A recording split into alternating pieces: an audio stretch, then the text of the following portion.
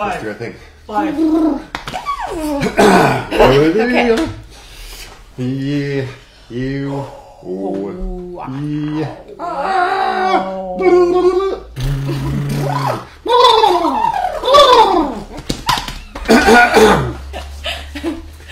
You ready? I think that we're live. Are we live? Are we live? Oh.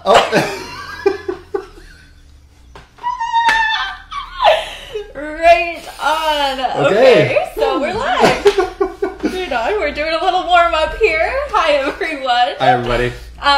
Thank you all for joining us. We are so excited for our first ever Facebook Live event. Yeah. Thanks for being here. Yeah, we are the Moosehide Campaign. This is me and my dad and Raven. We're the co-founders of the Moosehide Campaign, and we're so excited to have you join us today. We are going to just take a few minutes and wait as a few more people start joining us right now. And I just want to ask that maybe while we're waiting, if you can say hi in the comments and just like let us know where you're joining in from, and maybe if you know the name of the traditional territory that you're on, if you could also include that in your comments right now, and we will get started in a few minutes. Whew. Yay. This is exciting. Yay.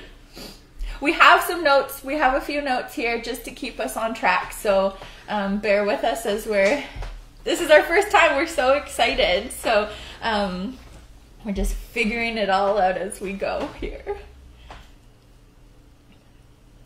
So one of the things we wanted to say is that there's going to be time at the end of our presentation for questions. And so, so we wanted to make sure everybody knows that, you can pose questions, and we'll be happy to do our best to answer as many of them as we can get to. Mm-hmm. And also that we are scheduled to go for about an hour today.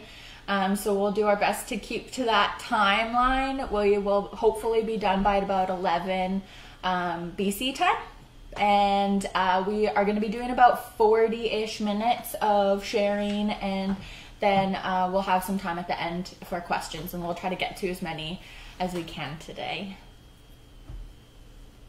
And also, I just want to put a note in there right now before we really get going, that if you or anyone that you know watching this right now needs immediate support, we have some good resources and supports listed in the pinned comments of this live video. So I guess we can just get going now. Let's do it, okay. Man. Okay, we are ready. So I'm gonna start off and just do my introduction, just introduce myself to all of you folks in my traditional language, which is Carrier. So Hadit, Raven Lacerte Sadni, Loretta Madam Slew, Paul Lacerte Spa, Saigana Lachshabu Injan Yinkakdene Keo, Tabesna Chalia Injan Lekwangin Keo. So I said, hello, my name is Raven Lacerte, and I am the co-founder and national ambassador for the Moosehide Campaign. I'm a member of the Bear Clan and part of the Lake Babine Nation, which is about 2 hours west of Prince George. And I just also want to acknowledge this beautiful territory that we're on today, of the Lekwangin speaking peoples and the Songhees and Esquimalt nations. And I just want to say, before I hand it over to my dad, that I want to also just show off these earrings. My sister Sherilyn made them. Hey Sherilyn. And you can check her out on her Instagram account at Sherilyn Beading. And she sells them, and they're really beautiful. I wear them all the time. So there's my little shout out.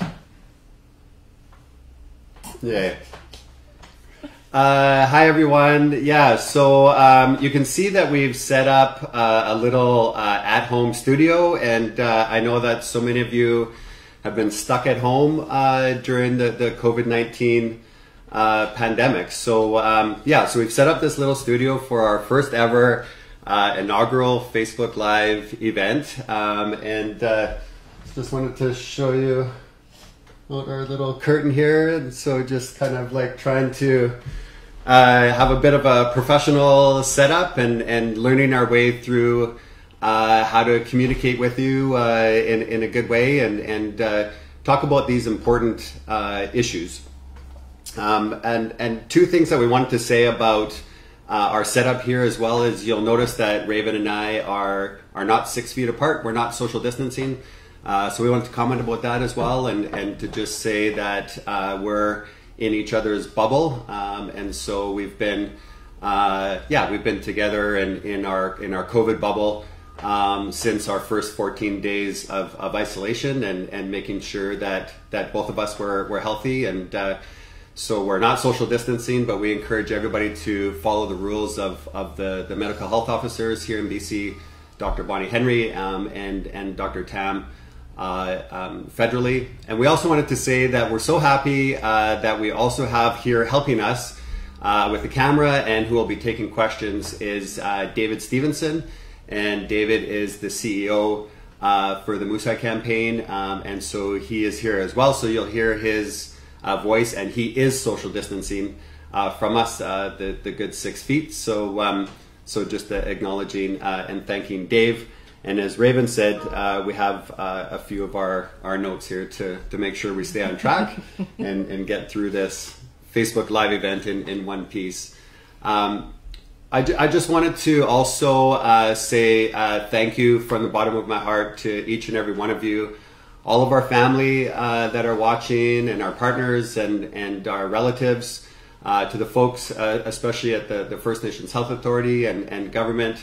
Thank you to all of the frontline workers and everybody that's putting themselves out there to keep all of us safe, Indigenous and non-Indigenous, our healthcare workers and the folks in Indigenous service organizations and battered women's shelters, transition houses, all the people who have showed so much courage during this time, from Raven and I both and from our Moose Eye family. Thank you from the bottom of our hearts. For those of you that are watching and those of you that aren't, so much sacrifice being made to show each other how much we love and care for each other right now. So I just wanted to say thank you so much for that. Masicho. And by way of introduction, my name is Paul Lacerte Satney, Mark Spa, Marilyn Slew. My mom and dad is Mark and Marilyn. Sagana Laksiliu in Janyankakdene Keo. I am a member of the Caribou clan in the Carrier territory. Tabesna Chalya Injan Lakwangan Keo. Thank you so much for the opportunity to live, work, and play in the Lakwangan speaking people's territories, the Songhees and Esquimalt nations. Thank you so much for that. And I think we're going to get started into the body of our presentation here. And we wanted to share why we're doing this. Why are we having this Facebook Live event? And we're really doing it for two reasons. The first is because there's a spike in domestic violence as a result of the pandemic. There are two big drivers. I mean, there are many drivers around domestic violence, but two of the most significant are economic hardship and social isolation. And of course, both of those experiences are affecting all of us in a really acute way. And as you would expect, that has resulted in a significant increase in domestic violence during this period. This is an issue that is at the core of our campaign. This is something that we have been working to change since 2011 in the context of this organization. And obviously now we're very motivated to find a way to work with each other and affect change around this issue and take a stand against violence towards women and children. And the second reason that we're doing the Facebook Live event today is because the Moose Eye campaign is migrating to an online environment. And like many people and many organizations, we need to find a way to do business online and find a way for that to make a real meaningful impact in reducing violence against women and children and pushing back against this trend of increase in domestic violence. And we need to flatten that curve as well, the increases of harm, and where in so many homes, women and children are not safe. So I wanted to turn it over to Raven and just share a few reflections about that as well. Mm-hmm. Yeah, thank you, Dad. And I'm just realizing that my phone is just 1 second over here. I need it. I'm gonna sneak away. This is gonna go in our Facebook Live bloopers. Blooper reel. Yeah. Also, okay, sorry about that. I just want to make sure that I have the right. I'm gonna read something off my phone here in a second, so I just want to make sure I have it. Thanks for doing that, kiddo. Yeah. Okay, so I think that right now there are lots of statistics coming out and out there right now about the increased domestic violence that's happening right now in our country here and across the world. And it's just so like heartbreaking to know that there's so much violence going on in general, and now especially right now during these difficult times. And with all the statistics out there, I just get worried sometimes that people can sometimes forget to think about those numbers and those stats as real people that are having real experiences. And so it really hit me when I read an article in the Globe and Mail a couple of days ago. And I'm thinking a lot about all the different forms of violence that's happening to women and children and to men. And I just want to bring attention to this article that I read from the Globe and Mail that talks about some of the murders that have happened in the past month. So I'm going to read just a short part of it. So it says, at least 9 women and girls across Canada have been killed in what are believed to be domestic homicides in just over a month during the COVID-19 pandemic. A statistics that experts working to end violence against women say should be sparking public outrage. These killings, which occurred between April 1st and May 4th, span the country from Hammonds Plains, Nova Scotia to Sundre, Alberta. The ages of the women also range. A 24-year-old in Calgary, a 33-year-old expectant mother in Brockville, Ontario, a 55-year-old woman and her teenage daughter in Strathcona County, Alberta. At least 3 of the men who killed these women also then killed themselves. Others were charged with their murders, and one alleged killer is still missing and wanted by police. So I just want to take a second here just to acknowledge the pain and that hurt that it takes to read that. It's not fun to share those. Those are real people that are having those experiences. And I also just really want to acknowledge all of you who are watching this right now and just the emotion that it may have sparked for you, and just to be able to sit in that and acknowledge that for a minute. And it just reaffirms and how much work there is to be done.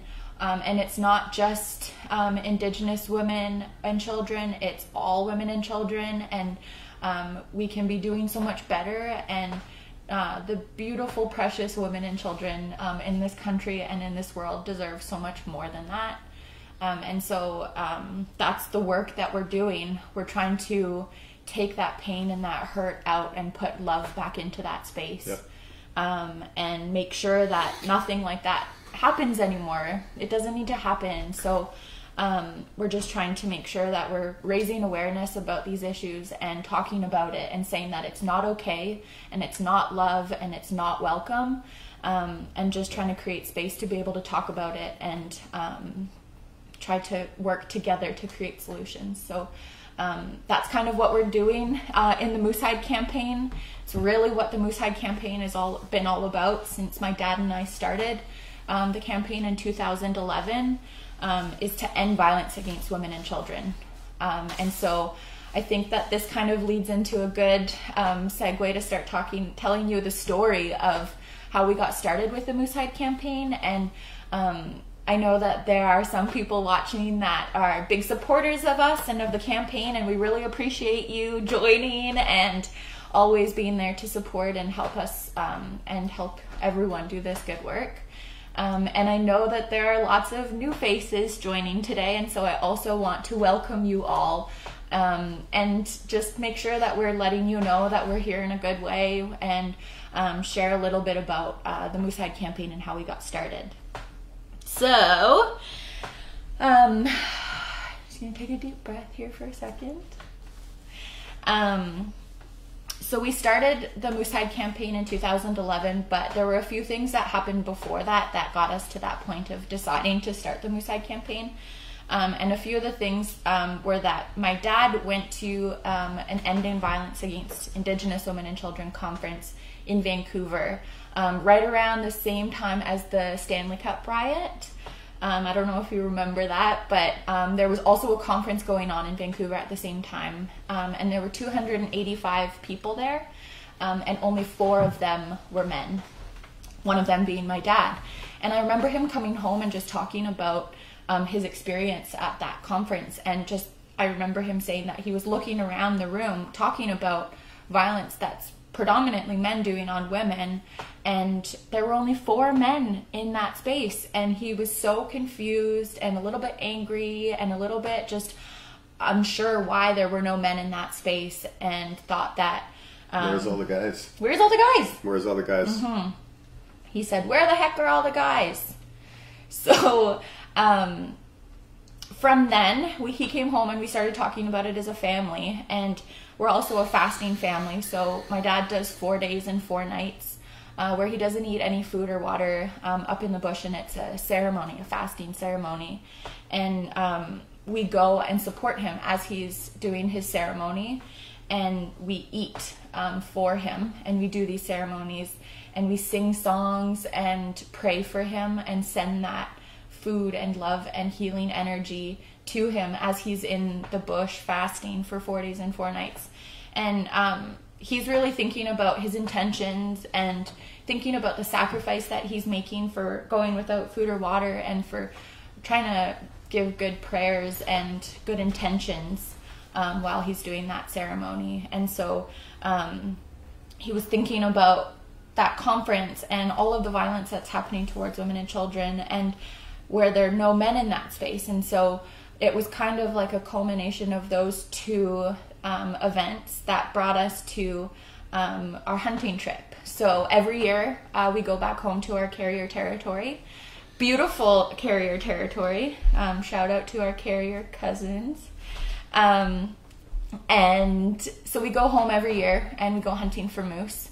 And in 2011, that was a pretty special year for us. We were blessed with a moose that one morning in 2011 along the Highway of Tears. And for those of you who don't know, I'm not sure if there are anybody that don't know out there, that the Highway of Tears is a stretch of highway from Prince George to Prince Rupert. And it's a highway where dozens of women have either been murdered or missing along that stretch of highway. It's an infamous highway.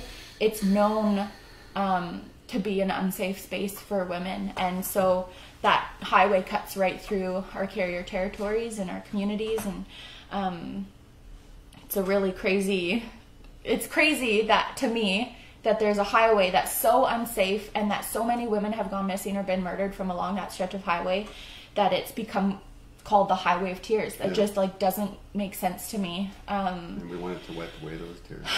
We want to find a way to wipe away those tears, and make sure that people know about the beauty of our territory and what it has to offer. And so one morning when we were out hunting, and we got a moose right along the Highway of Tears, and we were talking about what our family could do as a way to help end that violence towards women and children, and make sure that we're creating space for men and boys to join that space and to really talk about violence towards women and children, what violence means to us and each other, and come up with ways together to end that violence towards women and children. So we kind of got this idea as I was cleaning out this moose. We were talking about it. It was right around the same time that Jack Layton passed away from the White Ribbon campaign. And we were just kind of talking about what our family could do. And it kind of just came to us as we were cleaning out that moose. that maybe we could tan up that piece of that hide that we got from that moose, cut it up into a bunch of little squares, and ask people to wear it as their daily commitment and reminder to being violence-free in their lives and to never do violence on their loved ones. And so we decided that day that that's what we would do, and my sisters and I went home and we cut up the first 25,000 squares of moose hide, and we hand wrote all these little information cards about what it is we were trying to do, and just started handing it out to friends and family, and then strangers started asking us about it. We're wearing this piece of moose hide. We want it to be a physical representation of our commitment as a reminder to ourselves and to other people. We want it to show that we're standing up against violence towards women and children. And so people were really like ready and like, I think, searching for something like that they can hold on to and feel like part of a sense of community. And so since then, since 2011, I was 16 years old when we first got that idea. So it's just a little youngin' with an idea and with a dad that we can help each other make that happen. And so since 2011, we've handed out over 2 million pins now across the country, which is really amazing, and we think that can help spread some good medicine and help raise awareness about the violence that's happening towards women and children and Indigenous women and children in this country, and just help to make sure that we're having those conversations.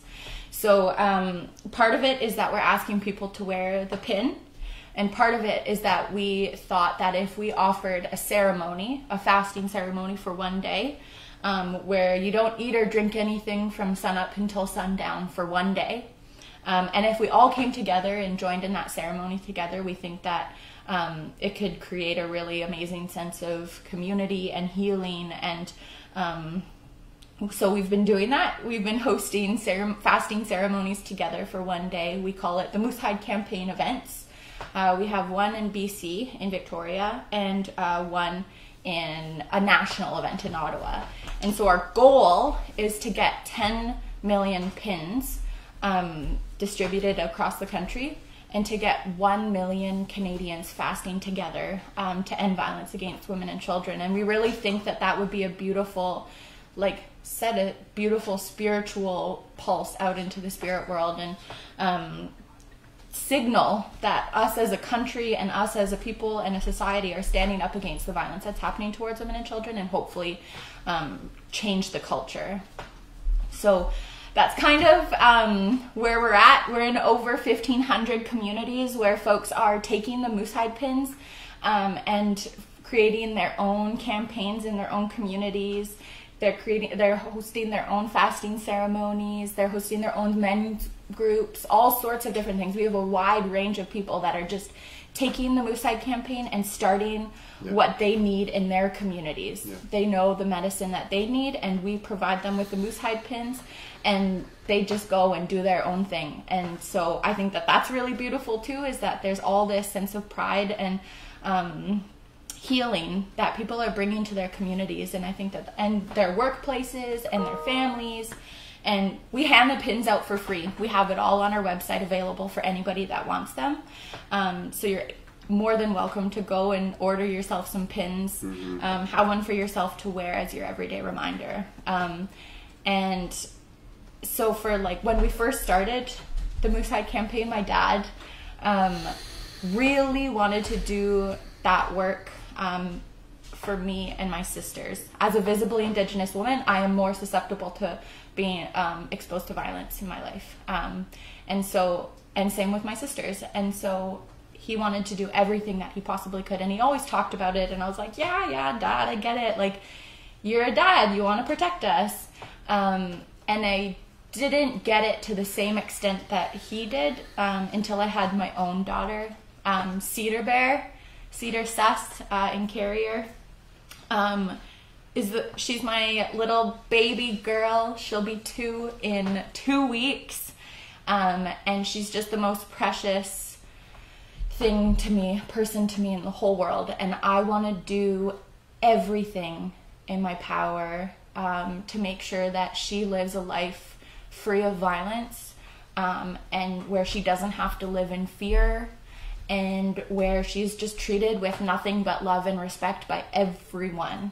So life is short and it goes by really fast, and for us, we just want to do everything that we can to make sure that we're leaving this world better and happier and healthier and safer than it was when we got here. And I think it's a generational shift, but we can be doing that as much as we possibly can. So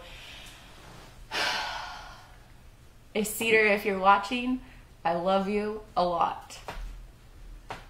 Just because I can, if you can see this, that is Cedar Sass, who Raven is talking about. So it's Seedsy, if you can see this. Grandpa and Mama say hi.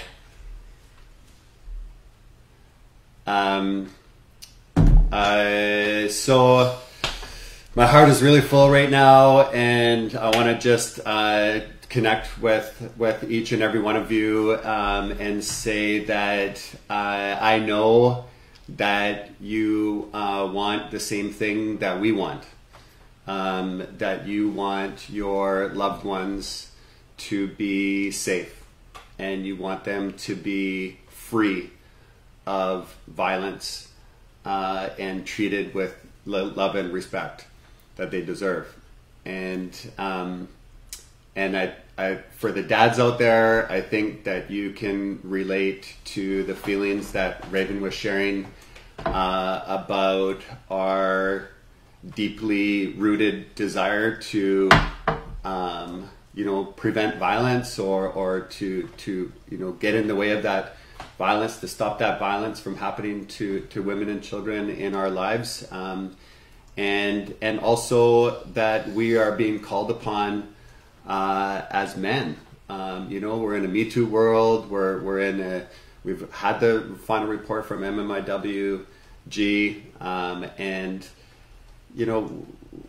we can be better. Every single one of us can be better. So it's sort of both of those things. And as Raven said, when we started the campaign, on the highway of tears, and also thinking about the massacre in École Polytechnique and the origin of the White Ribbon Campaign as well. It's just so many of us are like, what can we do? What can we do to make a difference in this space? And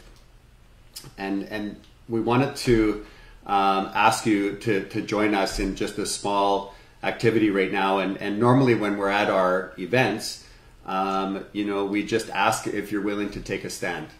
And so I want to ask, each and every one of you, if you're willing to take a stand against violence towards women and children, especially in the face of the spike that's happening in domestic violence in this country today. We need to do more. And so if you want to and you're able to, I would just ask that wherever you are, that you physically stand up, right now. If you are able to and you want to, that you physically stand up. And I would also ask in this moment that if you're willing to take a stand against violence towards women and children, and take action, then please, we're online, we're in an online world now, so please just put a heart, either a heart emoji or a heart in the comment section of this Facebook live stream now, just to be able to show the strength of our collective commitment. So I just ask if you're willing to do that, if you would do one or both of those things now. And that's our heart that we're putting up there in the comment section. Yay, thank you. It's such a beautiful visual representation of the love and care that we have for each other. It's so beautiful to see that and to just recognize that for a minute. So thank you so much for doing that work and standing up. So just a thought about impact, and you know, often people have asked us about, you know, what kind of an impact is the campaign having, and we're working with Reciprocal Consulting. So Kim and your team, if you're watching, hello, and thank you for all your brilliant work in helping us to understand and align our time and energy to have the biggest impact possible. As an awareness campaign.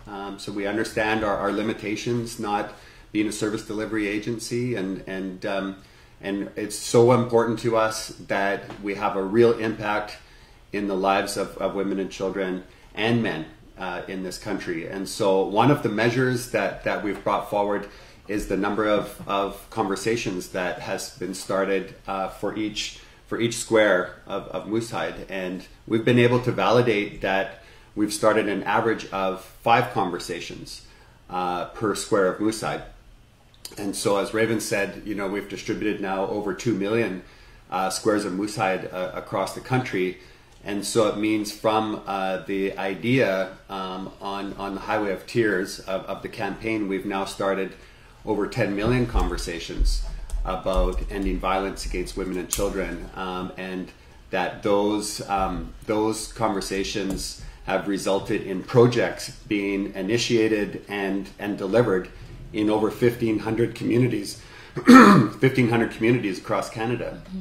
So it's really by working together and folks joining in this effort and in this Moosehide campaign family and this core set of values and this commitment to action that together we are going to be able to make a material difference in the lives of women and children. And so it seems to be working so far, and we need to continue to grow. Okay, so back to our notes here. So we wanted to share a little bit about talk about the pandemic for a second. Wow, it's so crazy. We're in a global pandemic, a once in a lifetime, you know, definitely a once in a generational experience. Mm-hmm. And just a little bit how it's been affecting us. And for me, I wanted to share that something that's been really affecting me is when I go out to go to the grocery store, what I've really noticed is that people are acting from a place of fear. That it's really evident to me that people are increasingly fearful. And I really noticed the effect that's having on me is it's creating a lot of anxiety. So my COVID-19 personal experience is a spike in anxiety, and anxiety is something that I've struggled with all my life, and so it's been really challenging to be able to manage an increase in my own experience with anxiety, and still be able to work and you know, show up in a good way in the world. And I know that for many of you that are watching, you know, you're having all kinds of different experiences, and so we really wanted to acknowledge some of the drivers around the stressors that can result in an increase either in violence or a propensity for different kinds of violence, as Raven said, all the way along the continuum. These are stressors that are moving us towards these increased instances, and we wanted to share a few of these. You know, that some things that may be difficult for you or people that you know, and for one, it's really hard not to be able to hug our family, our elders. You know, we just had Mother's Day, so it's been really hard not to hug our moms. I know it was really hard for me. Hi, Mom, I love you. Yeah, so that's especially difficult. For a lot of people, they have recently lost their job, and the future of the economy is uncertain, and that's a huge stressor for a lot of people. The difficulty in being able to make summer plans, and it seems like the rules are changing, and it's uncertain about what might even happen in the year ahead, and so that uncertainty, I think, has also been really, really difficult for a lot of folks. We've been experiencing this in our family is birthday celebrations, not being able to gather and celebrate with your family and friends. And for some people, you know, we have friends and relatives who have lost loved ones, either due to the coronavirus or for natural causes, and they have not been able to attend their loved ones' funerals. And I know that that's been particularly difficult. For some, it's been around high school graduation ceremonies. We wanted to acknowledge, you know, those important milestones. And right now is grad time. And you know, my daughter Sage is just graduating from University of Victoria. And there's so many, hi Sage, and there's so many, you know, really important milestones that we're not able to gather together for. And I know that that's really difficult. And ironically, you know, for some people, it's like video conference or Zoom fatigue. And with the exception of this Facebook Live event, you know, for a lot of people, it's too much screen time. So that can be really challenging. There's lots of studies coming out about the effect on mental health associated to screen time. And so, you know, folks are going to be watching this afterwards. And so if you wanted to share anything else that you've been experiencing that you think might be helpful for people, you know, we're in this together. It's a shared experience. And if there's anything else that you wanted to share, please feel comfortable to put that in the comment box now. It might help somebody, you never know, just to normalize their experience and help them to know they're not alone. Yeah, totally. So for me, I just want to share a little bit about my experiences. It's so weird to be housebound. We don't go anywhere, and I have a little almost 2-year-old at home, so that's something that I'm really noticing is making a huge impact, is also making me want to do a little shout out to all of the parents who are at home with their little ones. It's a big job, and so I just want to give you a shout out right now for sticking through it.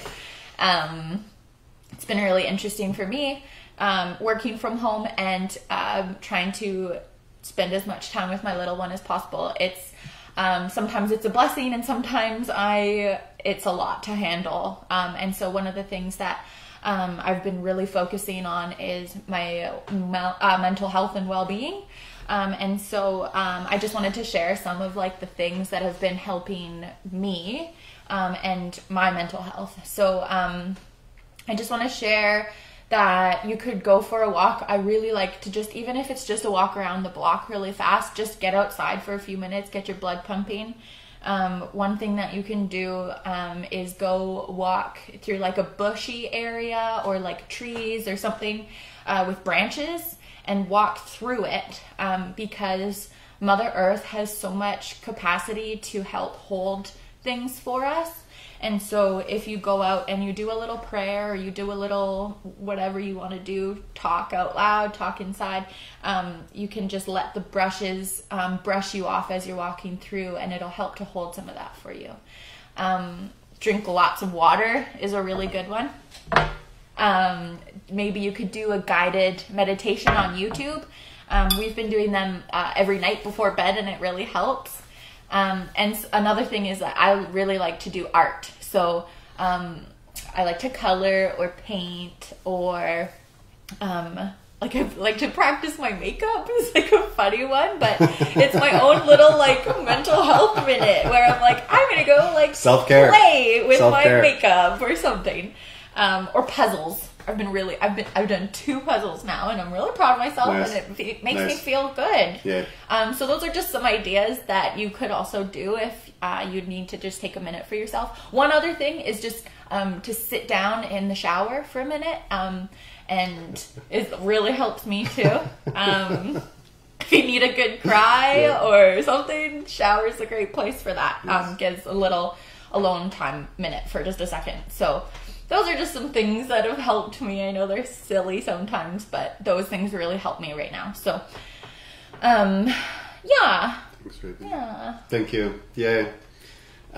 We're also trying to, as an organization, show up in the COVID environment in an online way, and there are some things that we wanted to point to from an organizational perspective, and then we're going to get to your questions. So I just wanted to signal to Dave that we're zeroing in on the time for questions. So the first is to say that we are still shipping our Moose Eye campaign pins and the cards for free. And so we really encourage you to order them. If you want, you can order just a little pack of 5. And we've developed COVID-19 safety protocols to make sure that they're COVID free and that it's safe for us to be able to ship them. Our safety and yours, it continues to be our top priority. So, yeah, and maybe Raven, you can just say what wearing the pin means, So that's what it looks like. This is just one. It's got English and French on both sides. And it just reaffirms our values and what we stand up for and what we ask people to think about if they wear this as their everyday reminder and their commitment. And so it says, wearing this pin signifies your commitment to honor, respect, and protect the women and children in your life and to work together with other men and boys to end violence against women and children. And it's open for everyone. Everyone can wear the pin, not just men. Everyone along the gender continuum is all welcome and encouraged to wear it. It's about raising awareness and making that commitment and doing this work together. And I just want to say one quick thing about the hide. So it was not that feasible for us to cut up and distribute our own hides that we're getting. So we had to go to central Canada and source them from a tannery where they get the hides from either roadkill, they go and pick it up or get donated, or from hunters that have gone out hunting and don't need their hides, they donate it to that tannery. So that's where we're getting our hides from.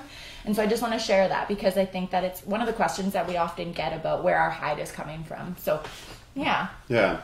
Thanks, Raven. And also, so many people are on Zoom now and you're online. So we asked for you, please wear your moose hide when you go online. So people see each other in the virtual world wearing the moose hide. And then people see it and they might not know what it is. And so if they do ask you to be like, oh, hey, I see you're wearing that thing, then you can just say, oh, I'm wearing I'm part of the Moose Eye campaign. I'm standing up against violence towards women and children. It's not right. And it's just such a simple thing, but it's just so important for those words to be said for us to create a different narrative in this country about what is or is not acceptable. So please wear your Moose Eye pin. Remember to wear it for your video calls. Check out our Moose Eye campaign page on Facebook and our website. And we have a lot of FAQs. And so lots of questions and answers on there already provided. We have a toolbox of resources, so how to start a campaign, event, and those kinds of things. So please check out our website for our toolbox of resources. And we have some videos on there as well. So please check all those out.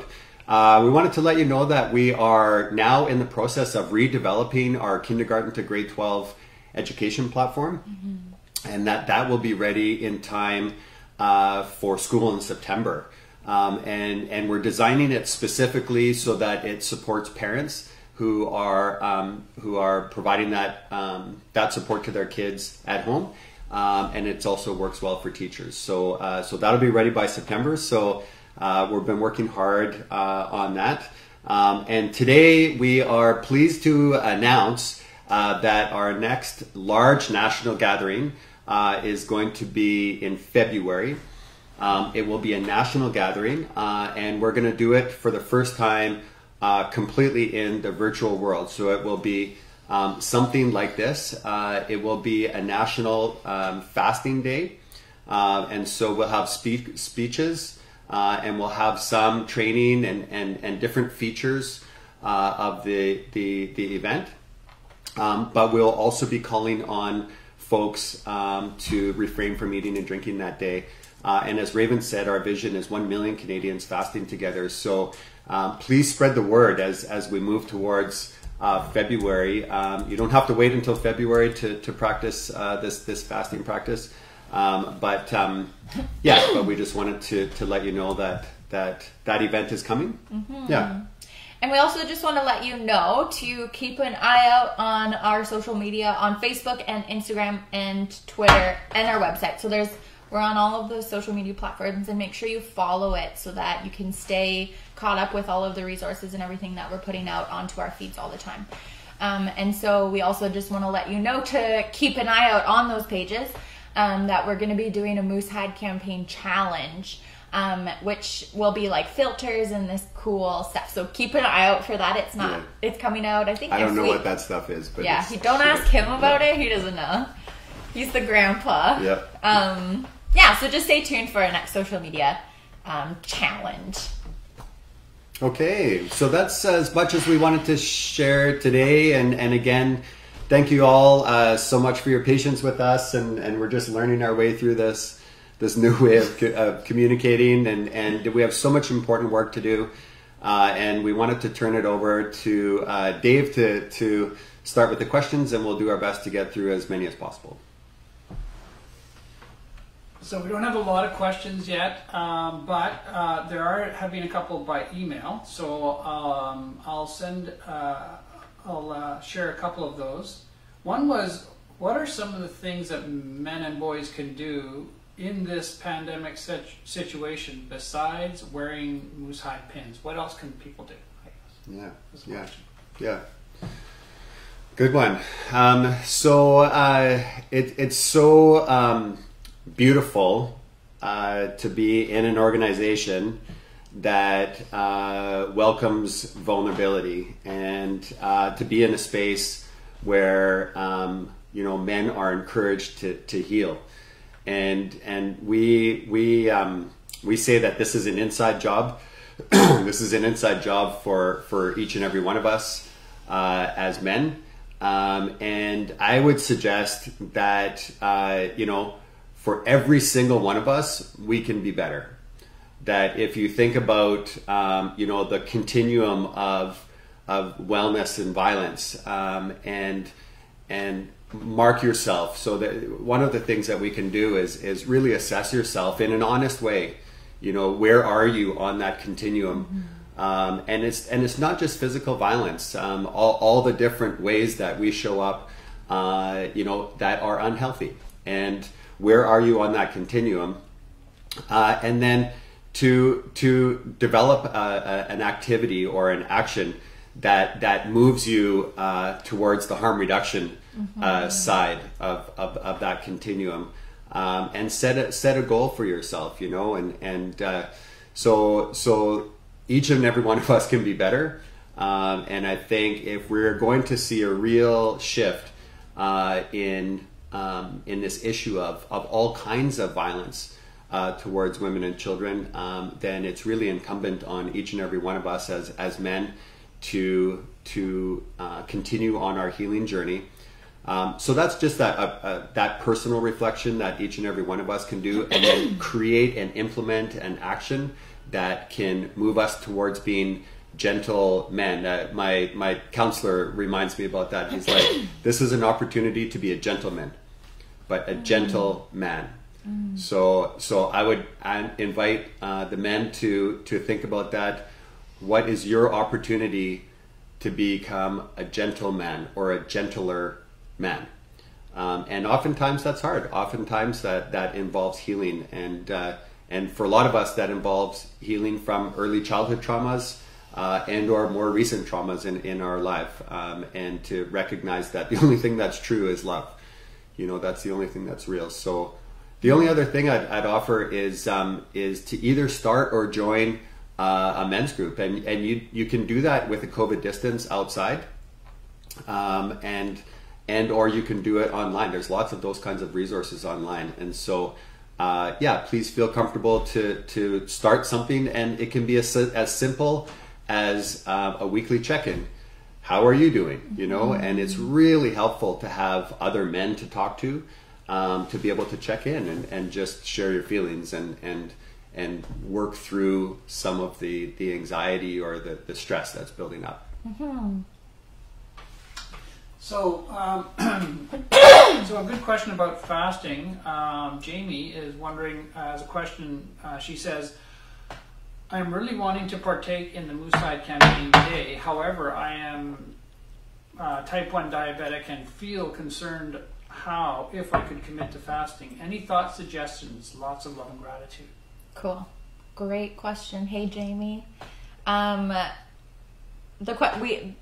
We are encouraging people to do as much as they can in terms of fasting, and for some people that might mean you need to take like a drink of juice, or we just want to encourage people to do as much as they can, and it's just the intention behind it that we're encouraging people to join us. So you can do, some people need to take like medication, or some people need to like sip on water throughout the day or things like that. So we're just doing it, we ask people to go as far as they can, and stay healthy with your health and your well-being at the core and the center of that. So whatever that looks like to you, that's what we're encouraging people to do.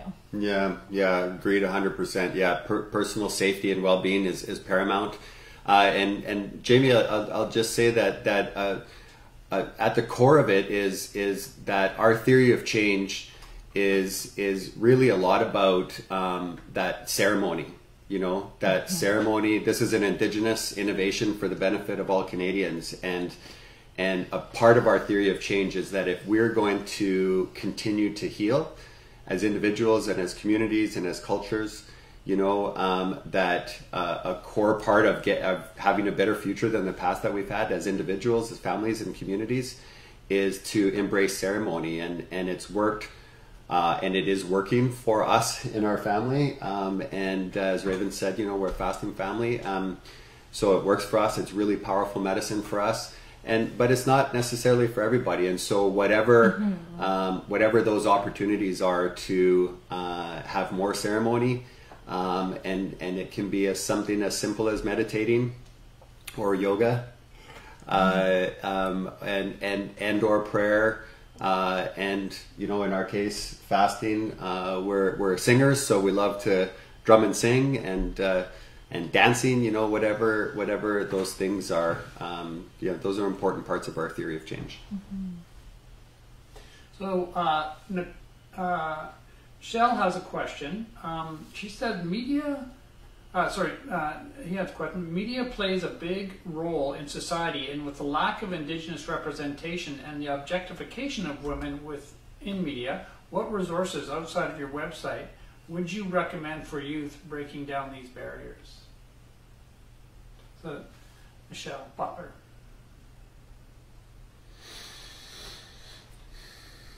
You might want to encourage other people to put in ideas in the comment. People can put in ideas in the comment box too. So. Yeah. Great question. Yeah, I want to just share a quick story. So one of the ways that the Moose Eye campaign is showing up is it is encouraging people to identify exactly those kinds of pain points or complexity in terms of spaces, and specifically as it relates to the objectification of women, and in particular younger women. Quickly, I was in the mall, the shopping mall in Prince George, and I saw these two guys with a table, and it said "Free Tim Hortons." Here's an example of what people are doing. Free Tim Hortons. And there was just a First Nations guy and a non-Indigenous guy standing there drinking coffee, and these Moose Eye cards were on the table. And so I went up and it's like, "What are you guys doing?" And they said, "Well, we're part of the Moose Eye campaign group in Prince George." And it's like, "Well, why are you doing this?" And they said, "Well, we identified one of the pressure points as being the objectification of young women."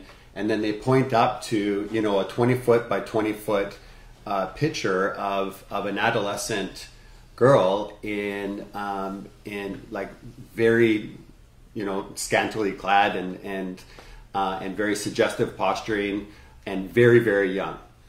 And their concern was that that message is being advanced unchallenged. And so they wanted to position their message alongside that messaging, to push back and advance a different narrative, which is more about love and respect. And so often in the Moose Eye campaign context, people are identifying those kinds of places. If it's online, finding where those pressure points are and countering those narratives. And of course, there are so many incredible youth serving organizations, LGBTQ2S serving organizations, and youth specific organizations, including but not limited to in school settings and at universities and in community that have been doing incredible work to build and deploy strategies and efforts to provide the resources that you're looking for, yeah, I hope that's helpful. Mm-hmm. Awesome. Pete has a question. He was wondering, how do you get men to engage, especially when they are not ready to deal with their own trauma? You gonna try it? You and then I'll go. Yeah. You know, I was talking about that before. About sort of where people are at on their continuum, and the medicine of this campaign is really interesting. Specifically to your question about being able to reach people either who aren't really aware that they're in trauma or acting from a place of trauma, or who are living in fear and anger and are stuck in that space. And so one of the things that we really double down on is the power of the word, the power of conversation. And so they can be a bystander and hear a conversation happening between two people where somebody is like, hey, you know, what is that? Oh, it's a square of moose hide. I'm standing up against violence towards women. And as Raven says, you know, it's not right. It's not normal. It's not love. And it's not welcome in this country. And if enough of us guys stand up and start saying that, and start saying it in unusual places, in sports environments, in dressing rooms, in, you know, around the coffee pot, when we're doing it online, and really hold our ground and develop a new narrative. There is, I think, if I can just take a risk and say this, there is positive coercive power in the majority of a group of people taking a firm stand around an issue. And it might be just enough to signal to somebody an interest to move into that space. Yeah? It might be just enough to signal an opportunity for a person to move towards their own healing journey. And we're also trying to offer very simple pathways towards ceremony. And so we are calling people in. So we don't take a blame and shame approach. If there are perpetrators, active perpetrators of domestic violence, people stuck in trauma, we do not take a blame and shame approach. We want to create a loving, safe, and welcoming environment. And we ask for you to share that spirit when you're out talking about the Moose Hide campaign, so that when people hear it, if they are stuck in their pain or their trauma, or they're stuck in the shame of being a perpetrator of domestic violence, that they see this as a safe place to go, to even if it's just to start their healing journey. Mm-hmm.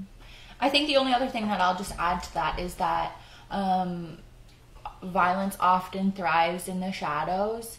And we also, we think of the Moose Hide campaign as maybe shining a light on the issue of violence towards women and children, and just really letting it all hang out to see it all and see what we can be doing to improve that, and make sure that the light stays on it, that issue. Make sure that we continue to have those important conversations and encourage people to join. And I also want to acknowledge all of the women and women serving organizations that have been doing this work for so long. We just want to raise our hands to you and say thank you so much for all of the love and support that you're giving to the women and children in this country that need that love and support. So thank you so much for everything that you've done. And we are here to help make sure that we're encouraging everybody and all men and boys. We're making sure that we're trying to raise our young people up in a good way where they know about healthy relationships and how to treat each other and jealousy and all of the little things. We want to start at a young age so that these things start to grow into healthy warrior men and people. So that's all I wanted to add in there. So thank you. Yeah, and thank you all. We're going to sign off. We just wanted to ask if you could please share this Facebook Live event. Let other people know that it happened, and help to spread the word and give other folks a chance to watch it as well. Thank you so much from the bottom of our hearts to each and every one of you for taking the time to join us today. And we look forward to seeing you on our next event. And it's so awesome to be able to work with my daughter and to work with each and every one of you to build this dream, of love and safety and respect, and to bring an end to this issue of violence against women and children. And so masicho snachalia. And just one last thing, as we're signing off, I just want to encourage everyone to maybe if we can quickly do this on our own. Oh yeah. I've been noticing that people really want to do air hugs. So you do this kind of like, oh, I'm like air hugging you. But one thing that we've been doing that's been really helping is hugging like ourselves. So we ask that you do this right now. It gives you that sensory feedback loop where you can if you imagine you're hugging the person that you want to be hugging, it helps give you that sense of feeling them, giving them a big hug. So I'm imagining that I'm hugging all of you right now. It's a big hug. But I just want to give you so much love and gratitude and just thank you for joining us today, and hope to see you again. Yeah. So stay well, everyone, and we love you. Stay well. Thank you. Masicho.